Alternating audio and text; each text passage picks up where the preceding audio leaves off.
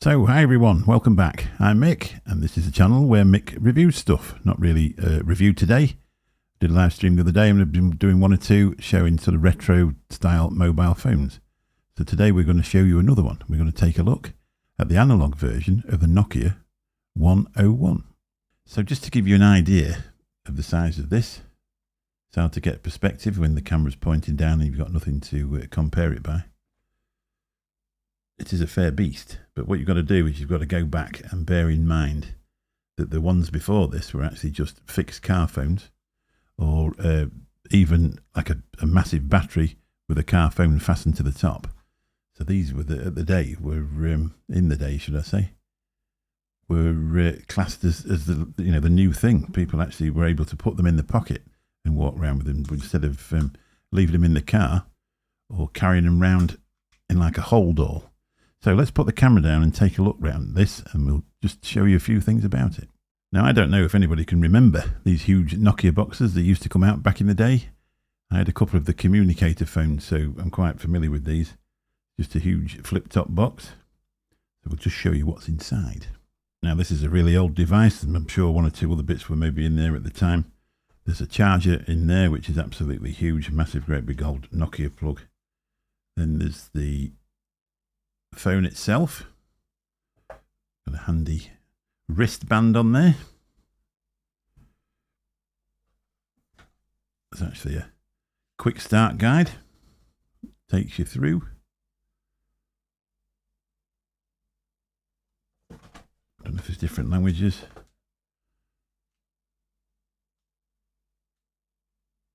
There we go. I don't know if these had caller line identity on them, whether you could actually see who was ringing. The original analogs, I'm sure it just used to come up as call when you were actually doing anything. Anyway, let's go through some technical specifications before I switch it on and just show you around it. Nokia 101. Announced 9th of January 1992. The total weight is 141 grams. I'm presuming that means with the battery on there. This has come from Mobile Phone Museum, and what it says, the features: the Nokia 101 has fondly been described as the Model T Ford of mobile phones. Although launched in 1992, it sold a staggering 4.5 million units in 1995, which accounted for 42% of Nokia's total sales volume. That's mad, isn't it? The device was masterminded by Pertti Korhonen. Sorry if I've butchered his name. He assembled the most talented employees in a range of areas, including design, product development, marketing, and manufacturing.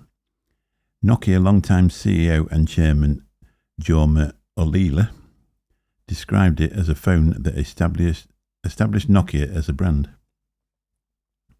It was actually Nokia's first candy bar design phone, so called because of its resemblance to the shape of a chocolate bar. There was a particular focus on creating a mobile phone that was easy to use.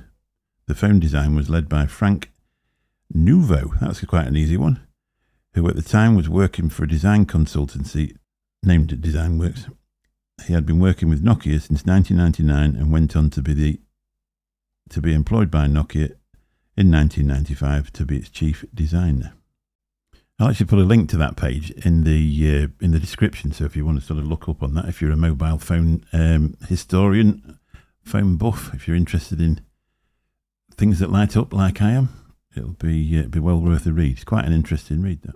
I'll just give you a quick look at the charger.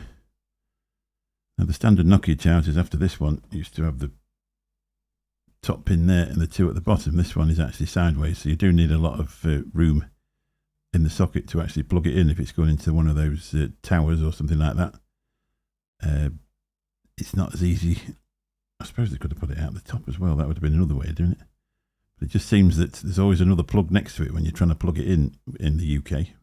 Now, one thing we've got to remember with this, obviously this battery could be 32 years old. So I'm not really going to give it loads and loads of charge. Or leave it to charge up or anything like that. So I'm just using it with the charger plugged in And as soon as I've finished with it, I'm going to unplug it, because the last thing I want it to do is blow up. So I'll just turn it off and back on again, just to show you it light up. And this one actually, as it shows you there, was on the Vodafone network. So let's just move on and show you through the menus. Very, very simple menus. As it said in the thing, you could actually store 50 numbers in here, I think.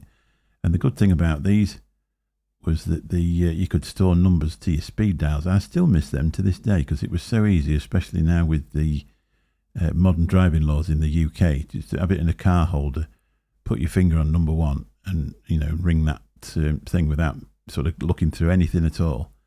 It was so simple, but obviously that's not really possible. You can get favourites and that on iPhones and Samsungs, but it's not just as easy as just that simple pressing that button. So let's just go through the menu really quick and let you have a look. So you press menu, and then you scroll down like that. So obviously, as everything, there was a phone lock on there to stop you dialing out. You could recall the last number. And there was call timers, call charges. I never found, whether you had to program that in yourself, I never found that to be any use back in the day, but there we go. You could switch these lights on and off, because obviously these batteries, you get a job to get one to last 3/4 of a day, really, and especially if you're a bit of a phone user, they were flat in no time. Keypad tones. So the way to do it, I turned them off, but we can turn them back on again. Just for you. Press that again. We're going to have to go back through the menu now. That's the only thing. So there we go. Sorry. And it goes back to making that noise. Call timers, call charges, lights on and off, keypad tones, ringing volume, high, low, silent. So again, we're going to have to go back through all the menus again. I think we've just turned the keypad tones off again somehow. Lights on and off, keypad tones, ringing volume. This is a funny bit about this. It's still got the phone number in it, obviously, with it being an analog one. So this was the original phone number of this phone when it was connected up 30 years ago. 0374 834 169.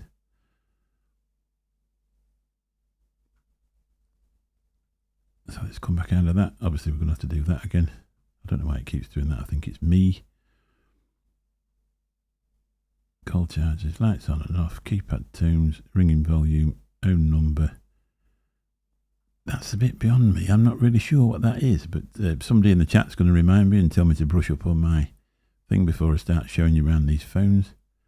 And we're back to the normal memories again. I can't find anything on here where you could alter the ringtones, but presumably you can somewhere, but I can't find it, or whether this model didn't offer to do that. I know I had an old, I'm trying to think of the name of the phone back in the day, and it was only after I'd actually had it disconnected that I actually realised there was different options for the ringtones. I'd never actually looked. In those days, they just used to ring. So just give you a look around the back of it. The thing is, these also had an extending aerial. Now, I don't know if it's true, but it was once, I once listened somewhere, and they said that these aerials were just put on there to actually, make them look pretty, make people think they work better, but they didn't actually do anything. Whether that was true or not, I don't know. Because when you think about it, these are just a radio transmitter with numbers at the front. So that was probably that. Anyway, that took you for a bit of a look around these. Now, I had a quick look on eBay. And as usual with eBay, there's the box versions that look exactly like this available on there for £12.50, and then scratched versions available for up to £100. I mean, unless you're an actual collector or interested in mobile technology from the past, retro mobiles are no use whatsoever, because you can't make a call or anything like that. So unless you were actually interested in doing a display in your office, or it's just something you like to put in the cupboard, eventually, I suppose they will run out. They'll disappear, and especially ones where the batteries are still working. So it might sort of acquire some value in the future. You never know. But I just bought them because I'm really into stuff like this. I'm a bit of a geek like that with phones. Always have been. So anyway, that's just took you for a quick look round the analog version of the Nokia 101. There is a digital version of that. If you actually just Google Nokia 101, it comes up with a fairly cheap style dual SIM handset, which was a lot further on from this. I think it was in 2010 or something like that when that was released. But I suppose that's still classed as retro now. Anyway, hope you've enjoyed this short video. If you have, give us a thumbs up. And why not hang about and subscribe? You never know. It just helps us up the analytics if you pay attention to the channel. Thank you very much. We'll catch you all soon. Bye-bye.